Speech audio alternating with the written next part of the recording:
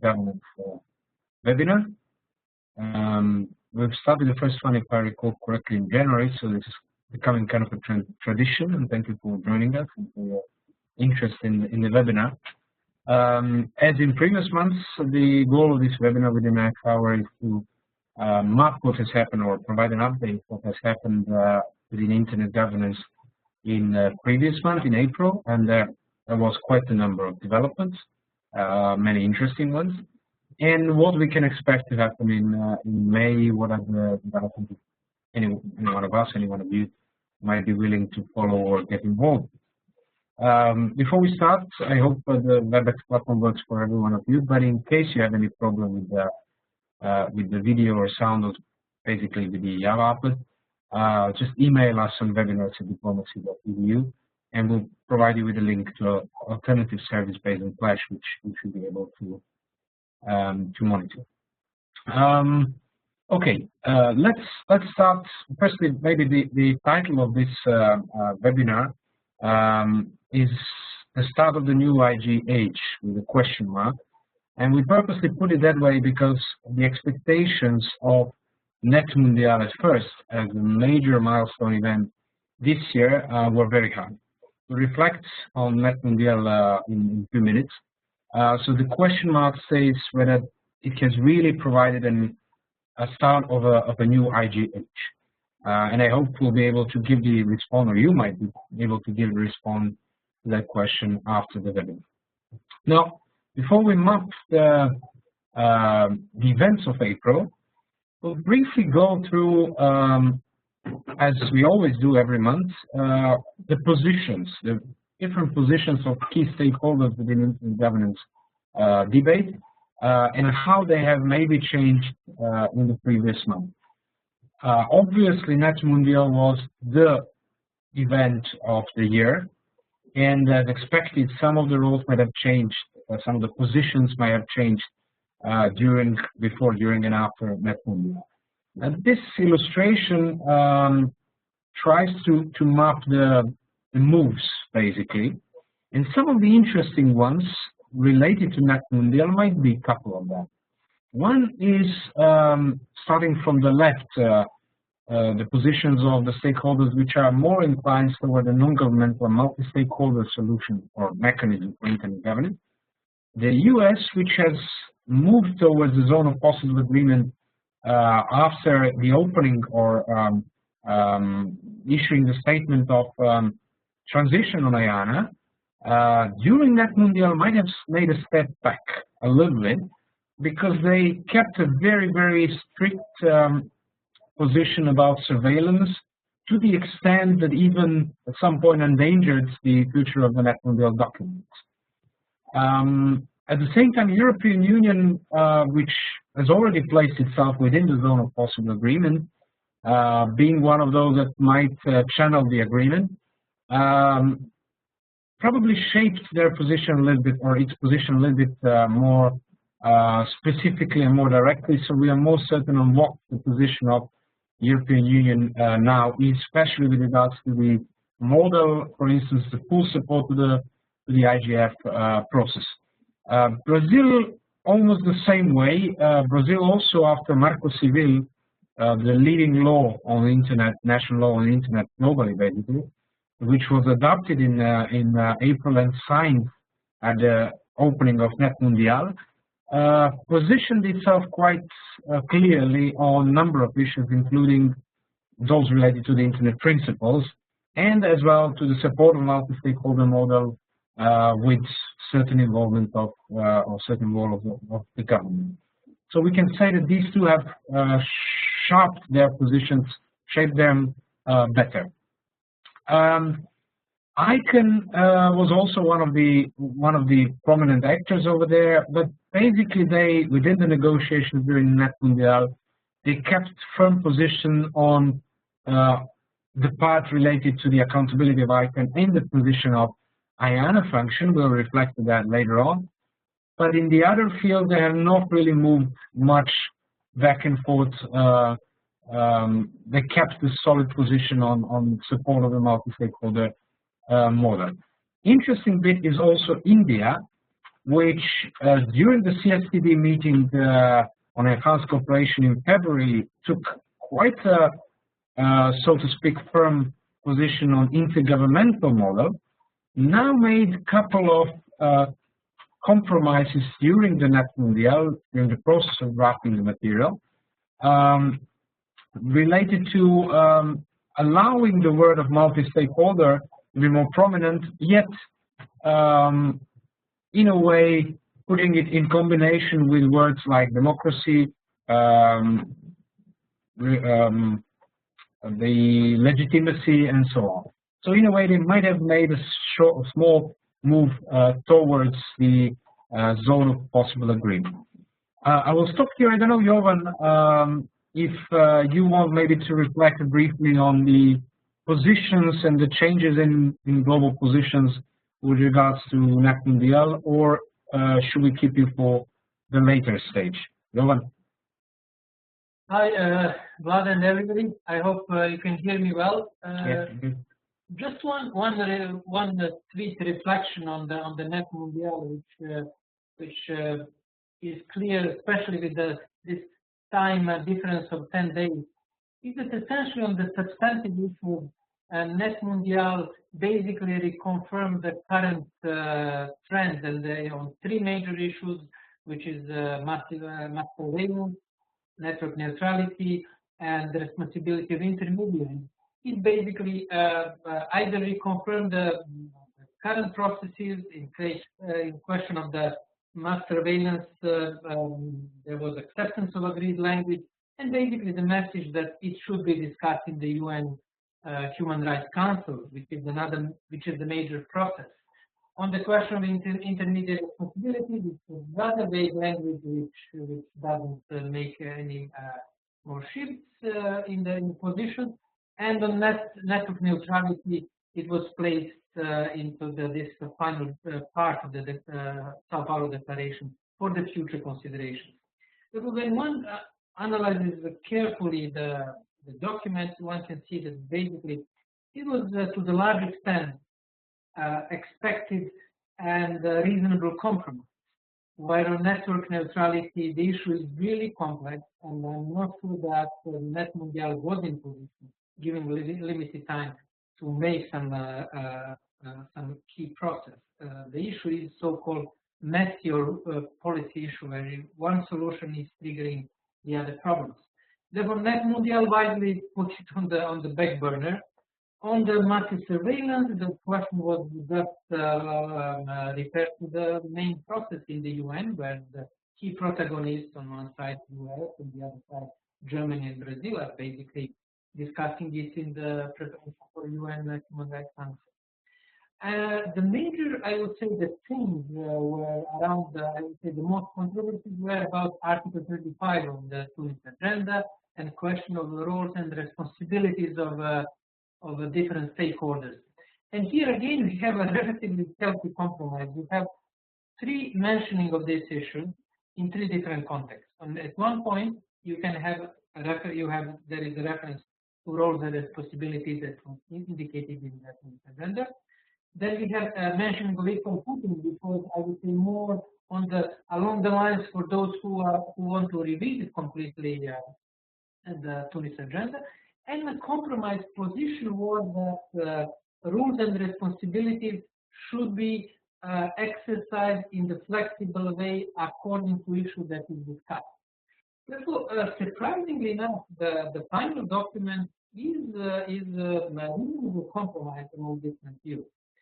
And this issue, the issue of roles and responsibilities, basically triggered, I would say, the most controversy, including the statements of the two governments at the end, and India referring to consultations with the capital. That was one of the I would say summary of the Net Mundial with this distance of 10 days. Over to you, Vlada. Basically, the excellent summary of the outcome document and the whole set of positions. If we move straight to Net Mundial, which is number 3 on our list in sense of the chronology, but definitely the most important one. What else can we say that that was interesting to note about NetMundial or important for the follow-up? Jovan made an excellent overview of the topics. So in a nutshell, surveillance, liability of intermediaries, net neutrality, multi-stakeholder model, and the roles and responsibilities were the key points around which the negotiations went. The final document was basically, the process was interesting for those that might not have followed it remotely. Basically, it was about 1,000, they said even 1,200 people, but I think that includes the remote participants as well. Let's say 1,000 people from all the stakeholders that simply came to Sao Paulo, and all of them were able to speak and contribute directly to the changes of the document through 4 microphones, each microphone for one stakeholder group. And they were running in turns, rounds, speaking on behalf of the stakeholder groups. In between the sessions, so there was only one plenary session going on, no parallel sessions. In between sessions, discussion sessions, the groups of experts, which were basically appointed by the NetMundial organizers, by the Brazilians, were the ones to redraft the document and offer the next draft of the document. So in a way, it was a very, very interesting exercise of a multi-stakeholder negotiations of the document, with a lot of flows, but a lot of interesting innovations as well. Certainly something that's worth of exploring whether it can be improved to be a sustainable model for some kind of a document drafting in future, maybe even for the IGF, and there have been discussions about that. The final document has been, in a way, accepted with the applause, but the fact is that the number of governments and also other stakeholders have made reservations on the document, including the Russian government, Cuban government, Chinese and Arabic governments were also very passive in that. Number of civil society organizations were unhappy with the document. Even Brazil, to some extent, with the fact that net neutrality did not find its place in the final document, apart from to be discussed in future. But all in all, I think, and it's the general impression that the value of the document and the whole process will probably be shown only by the time that goes and the number of references to that document backwards in the future processes, which is not impossible, but it's up to the time to show. It's a non-binding document, so anyone can just follow it. It's available on the NetMundial website. And there have been discussions whether there should be another NetMundial within 6 months. Ecuador offered to post one or maybe in future. But for the moment, there is no any idea for the follow-up NetMundial meeting. The general idea is that the IGF, which has been strongly emphasized and strengthened with the outcome document, should be taking the leading role in future, and that the NetMundial outputs should basically feed into the IGF. As for the IGF, it's also important to note that the new chair of the IGF has been appointed, Yanis Karakis from UNESCO formerly, who serves as the interim chair, but now has been promoted into the chair of the multi-stakeholder advisory group of IGF by the UN officials. I will stop here about NetMundial. We had a special webinar, and the recording is on our website about NetMundial. Of course, we can get back to that in the questions later on. Let me run through the other bullets on this list quickly. The European Parliament has adopted a resolution on the single telecom market, which for the first time has a strong network neutrality provisions. Initially, this single telecom market regulation proposal did not have it so clearly in favor of protecting net neutrality. However, the Parliament discussions and a couple of members of the parliament pushed it strongly for the rigorous definition of net neutrality in this regulation, and in a way granting the normative scope of net neutrality. It is a strong signal that the Europe is also finally has put itself towards protection of net neutrality,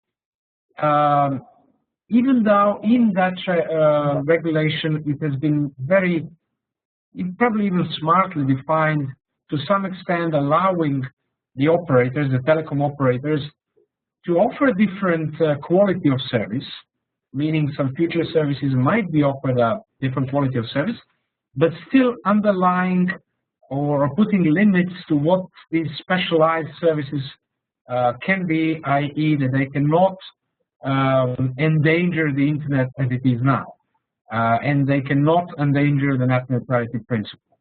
The follow-up of this discussion, so this discussion has been, or the decision of the European Parliament has been made, but in order for this regulation to become official, the European Council still has to make a decision on that, which takes time, and having in mind the upcoming elections in the European Commission and the new European Parliament and so on, the new structures of the European Commission, it is possible that this decision will probably take place only later this year or beginning next year, unless, of course, there are some processes within the Council to fight back against net neutrality. We'll follow that. Next topic is the IANA transition. We've been discussing it in the previous webinar. I'm recording of that for those of you that might have not followed it.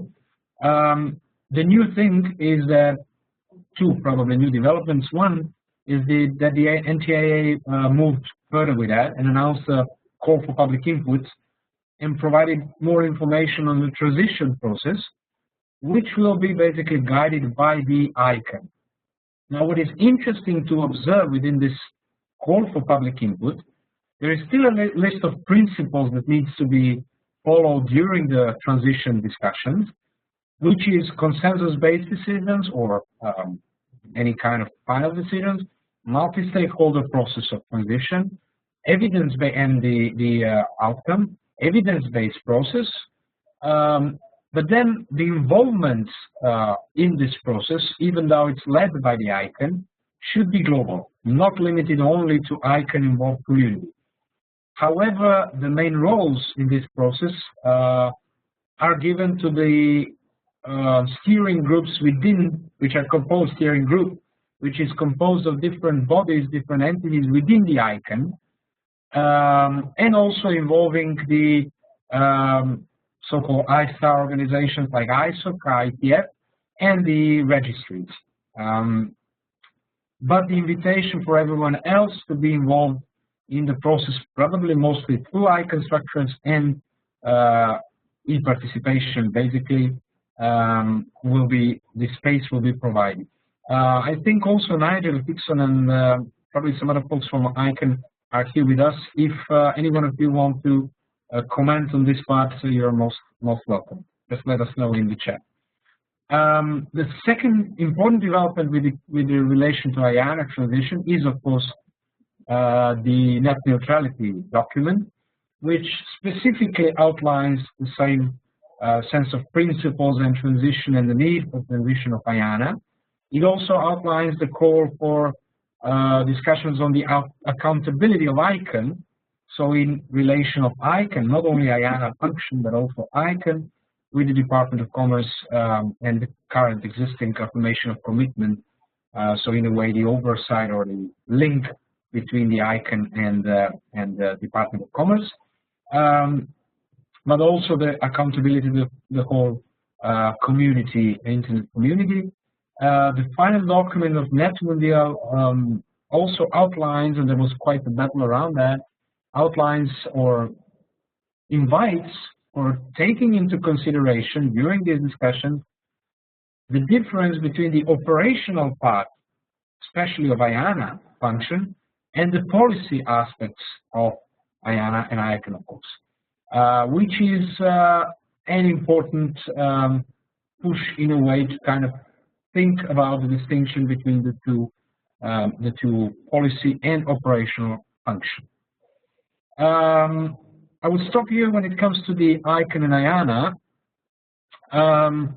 Moving on to the ITU. The ITU had quite an important meeting, which is the World Telecommunication Development Conference. This is basically a 4-year period conference which sets up the program and guidelines for the ITU development sector for the next four years period. There was about over 50 ministers of ICT from, as it said, 137 countries, and also over 1,300 industry stakeholders present at the conference. 74 international resolutions were drafted during the conference, which is quite a signal in the way how ITU works, and the way also the efficiency, but the way the model of the regulation of the former telecom, and it gives food for thought how this kind of a model, or if it could be implemented to the internet at all. Most prominent topics on the agenda were universal access and affordable access to the ICT, so internet was not only in focus, it was the focus on ICT, access to ICTs and accessibility as well, standardization and the issue of standards within the ICT sector, confidence building measures and security in the ICT, capacity development, especially within the government sector, inclusion, especially of developing states and the least developed countries. One other important or big event that took place just a couple of days ago was the Freedom Online Conference. Veronika Kretschou, I think, is with us. She can't connect via voice because she's somewhere in the travel, but she's there to respond to any kind of questions within chat. But on her behalf, I will just go through a couple of key updates from the Freedom Online Conference that she provided.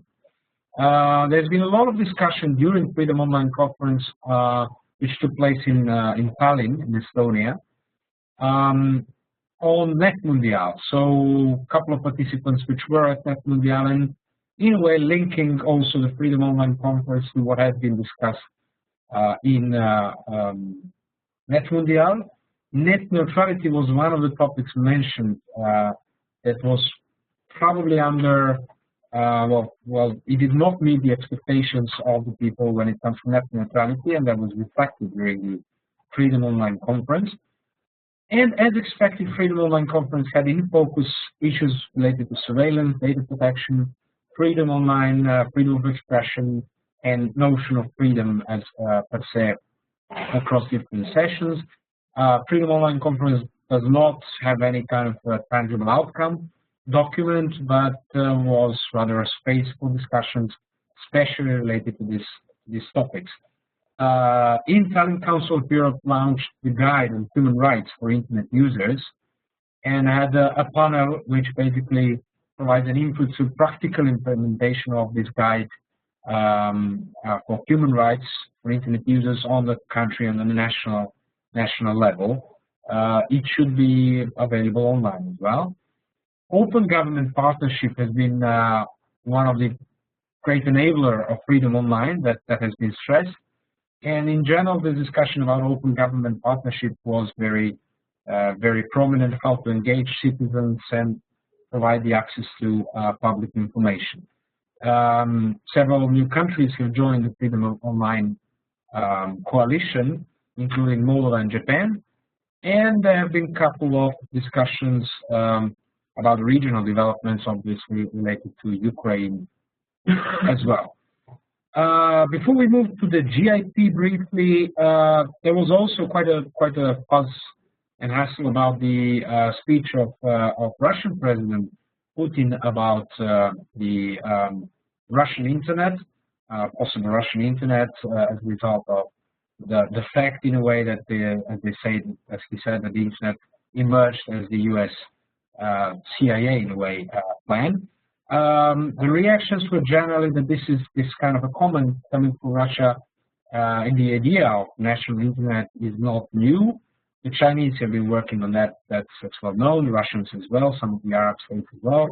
But the reactions, including during that Mundial, were mostly related to the fact or what's happening in Eastern Europe currently and the conflict between US and Russia.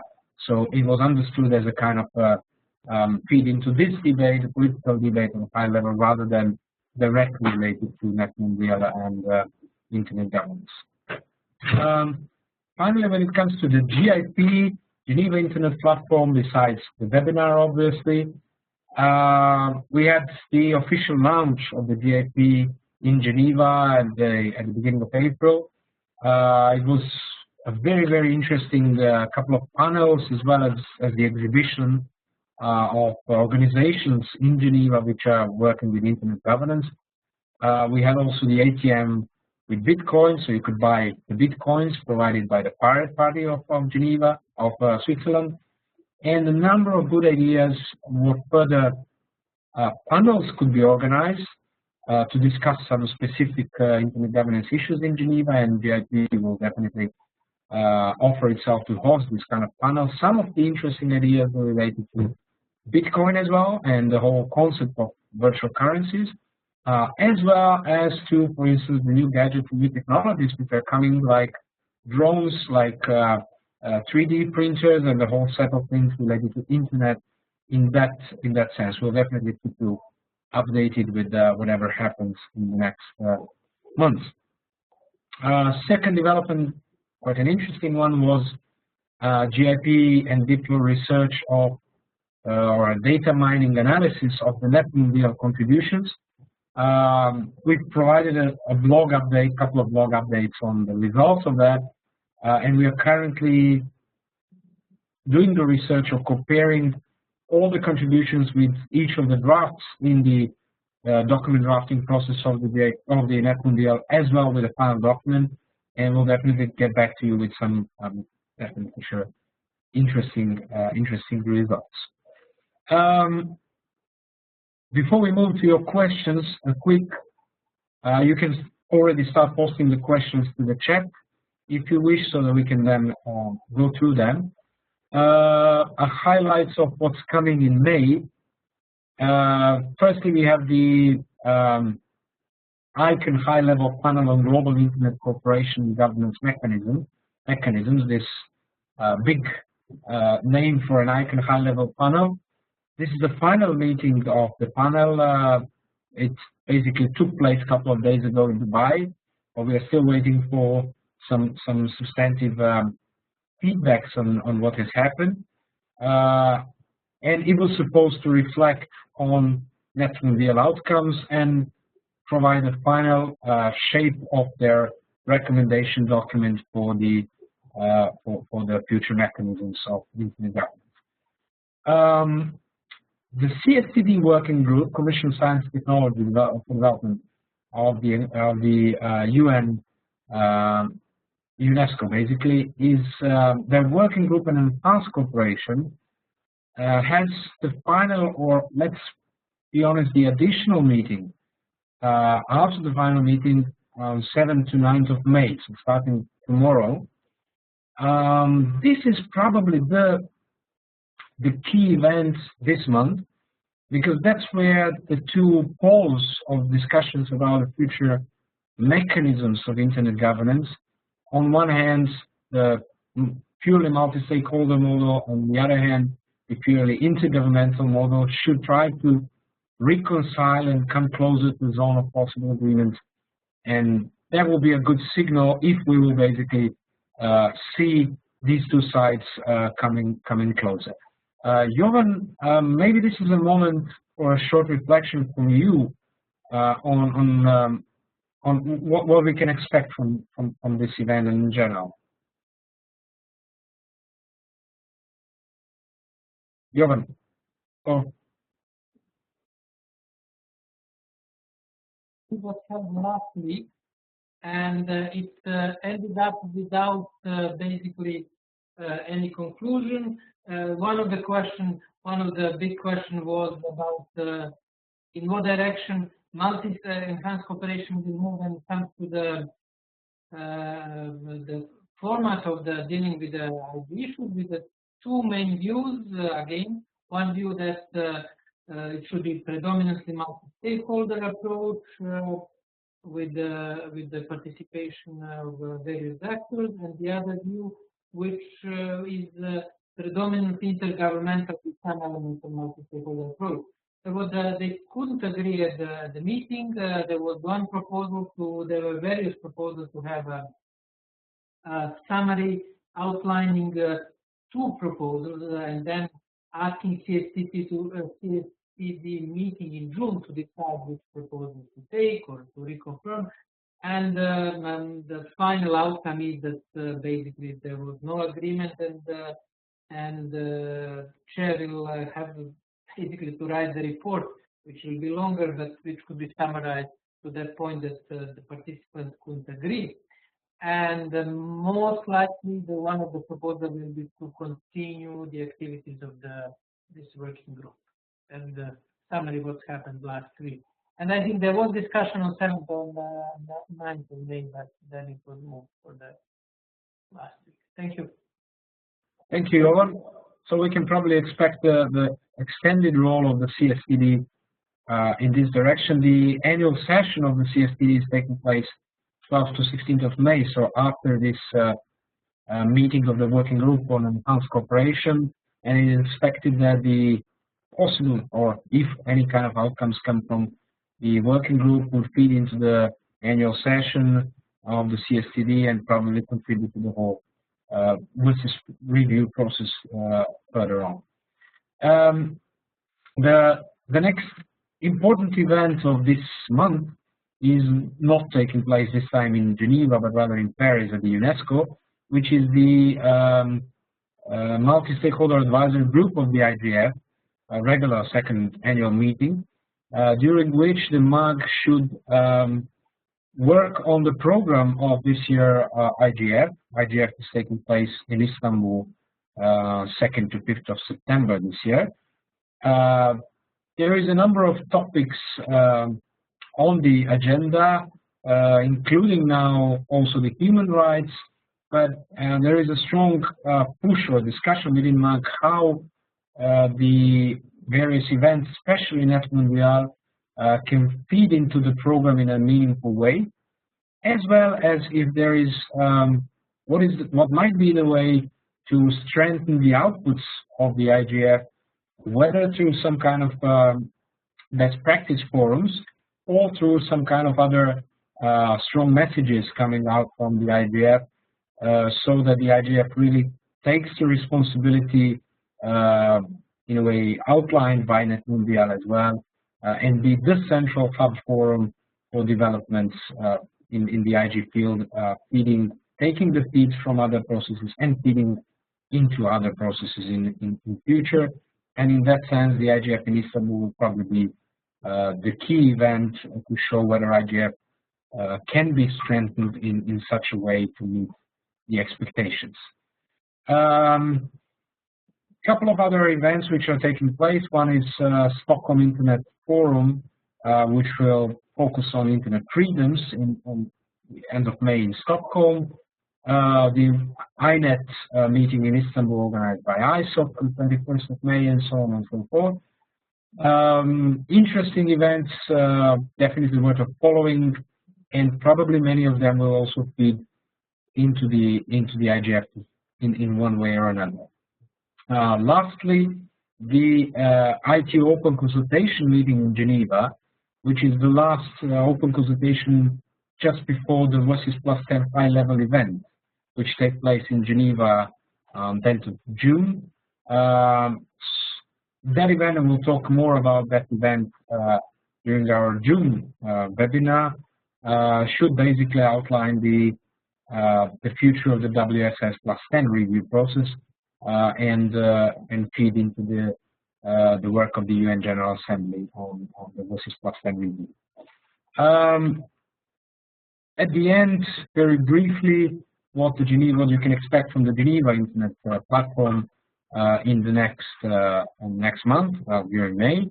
A presentation of a very interesting book on peacetime regime for state activities in cyberspace, basically related to cyber war, cyber conflicts, and cyber weapons. NATO Cooperative Cyber Defense Center of Excellence is currently one of the leading institutions based in Tallinn, one of the leading institutions in this field of the state of the activities in cyberspace, or the application of the international law in cyberspace, especially when it comes to the possible conflicts. So we are most welcome if you're in Geneva to join the GIP book presentation on 14th of May. And then 15th and 16th of May, there's a workshop on diplomatic reporting in the internet era, which is also one of the workshops aimed for, similarly to our other online programs and workshops, to diplomats, postgraduate students, international officials, NGO representatives in Geneva. And the objectives are basically to understand the requirements for the informative reporting within the diplomatic system, practice the skills of listening, using demystifying complex topics, and so on and so forth. And more information is obviously, of course, available on the GIP website. Before we move to the questions, Jovan, is there anything else you want to add with regards to the GIP plans?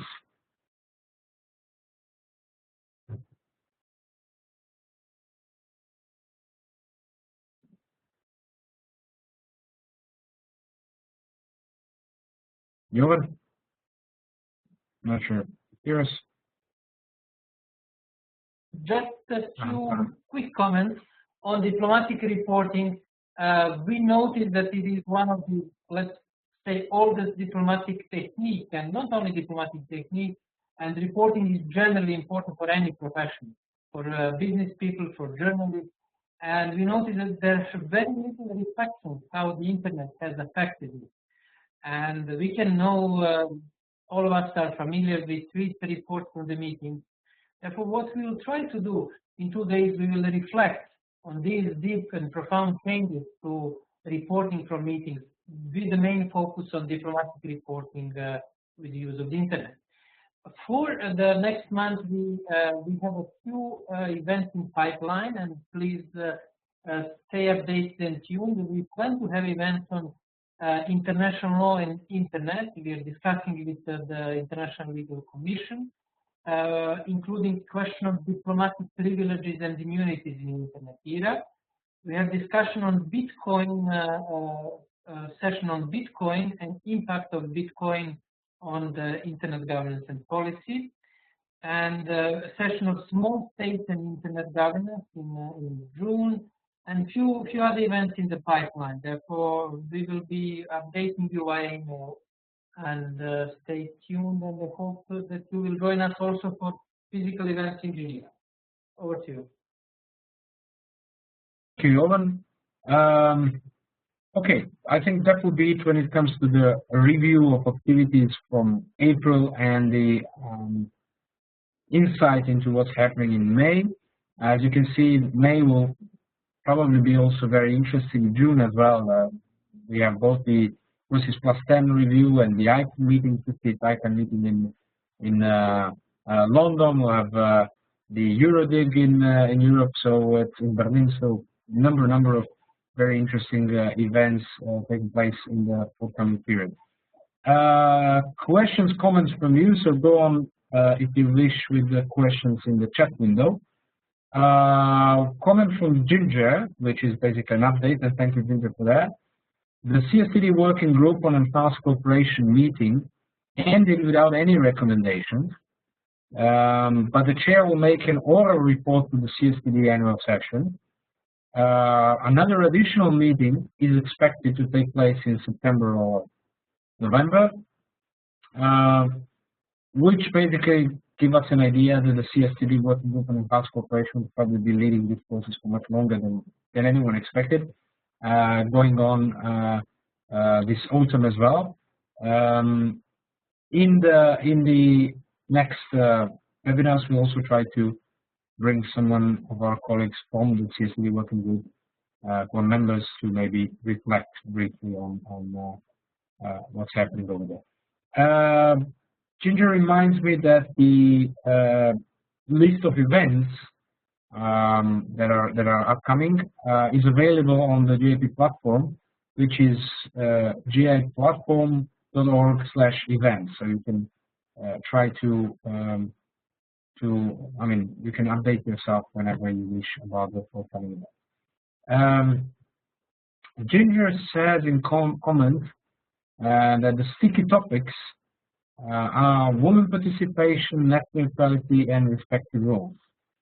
With regards to women participation, there was also a recent discussion on the MAD list of the IGF, exactly showcasing the very low participation of women in the IG process, whether this should be treated with special attention during the IGF, and in general, the MAG seems to be very supportive of that as well. With regards to net neutrality, it is on one hand this move that happened in Europe, and then especially the move that happened in Brazil with Marco Civil, which also supported the net neutrality, the protection of net neutrality very clearly, will make any significant change of the global approach or approaching the other countries towards the protection of net neutrality. And the respective roles, as Jovan mentioned, this is something that was initially expected from Net Mundial to clarify and go further in depth with defining the respective roles and responsibilities. The Voices to this agenda does have, I think it is Article 35, does have a list of roles for each of the stakeholders within the policy-making process. Nevertheless, these respective roles have been mentioned on, and the main question remains whether this excludes the possibility for the equal footing as well, whether this is contributing or the respective roles can basically allow equal footing. The solution found in Net Mundial final document was an interesting one, and the respective roles were framed like in their respective roles with flexibility of understanding what these respective roles mean, yet having in mind the WSIS agenda and the WSIS definition to this agenda definition of the respective roles. And especially for different topics, which was mainly pushed by some European countries, so that each particular topic might define different roles for stakeholders, and that these roles should be defined by topics. I'm quite sure this is going to be discussed heavily as well during the GIP, the big GIP conference on Internet governance taking place in September, just after the IGF in Geneva. More updates to follow. The Edward Williams says, who is a stakeholder? Individuals, groups, combination. If a combination, how can a power balance be achieved? And what is the multi-stakeholder process? Not the who, but the how. What is done differently in terms of negotiating a final report? Well, Edward, I think these are the million-dollar questions that the whole IG debate is currently about. We're seeing different, still very polarized positions, as we've seen in the CSPD working group. Net Mundial maybe made quite of an interesting experiment in dividing the stakeholders into the technical, business, civil society, and government, technical and academia being together, which is not the way the Tunis agenda sees it. But it was an interesting experiment to see if these kind of groups can negotiate a report or a document. And it appeared it is possible, but the validity and the strength of that document is something we'll see in the next period. Whether the IGF can use something like that? That's a big question. Also, there was a question whether this kind of putting stakeholders in the boxes is something good. It had initially been done by Tunis Agenda and then followed also by ICANN and by the IGF, clustering the stakeholders. And there was some complaints during that Mundial that putting people in boxes might even further complicate the situation in different positions, especially because the positions of, as we could see, the positions of different civil society organizations are not the same. So civil society as one does not have a singular position, which is expected and even normal. The governments per se do not have a single position. There are different governments with different positions. Corporate sector is to a large extent united, but then still you have different positions about net neutrality within the corporate sector, different positions about the protection of copyright, which also, by the way, found its place in the final net deal document quite unexpectedly. So, in sense, it is not sure whether this kind of clustering the stakeholders in the small groups is also useful. The address say you were there, did you notice whether the speakers at particular microphones were really belonging to those groups? Very good point. That's something that was also debated. When we registered for the IGF, we were supposed to choose the stakeholder group. Based on this registration, but I think it was mostly our choice to do it, to register within a certain group. When we showed up on the spot, we received the tags, the name tags with different colors. The microphones were also colored differently, so it was visible to see if someone might possibly be misrepresented in sense of being registered as one stakeholder and speaking on behalf of another, even though it was not really, no one really paid attention to that, so that was also possible. There is a bigger question, as you say, how myself, for instance, how I can classify myself, and there were organizations where different people from the same organization were registered both as academia, so academia and technical society, and as civil society.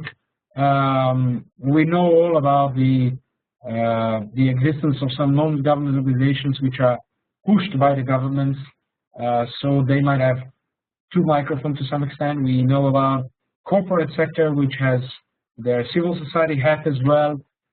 So this kind of a mixture is quite complicated. There is no clear mechanism how to make it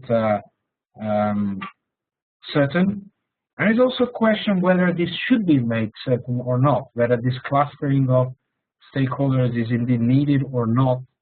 But one thing was useful, that with this kind of clustering, you could at least be sure that each stakeholder group would get equal attention and equal space to speak. Whether in reality this is the truth, as you said, whether all the members presenting on behalf of one stakeholder group will really belong to that group, that's a totally different question. And I am quite sure that the Net Mundial will be a very good base for research in this direction, whether this is a model where equal footing can be explored more, or this is a misleading track which basically has more complications than possibly good things. Okay. If there are no further questions, and I'm not sure if there are, let's stop here. Thank you, Deirdre, for these excellent questions. Thank you all for coming. See you again in June. We'll reflect on what happened in May, and we'll then take a look at what will happen in June. Join us in June for the next webinar, and of course join us in Geneva for any of the events. Follow us on Twitter, the GIP hashtag, and Geneva IP, the account, and the Geneva Internet Platform website. Thank you for joining us.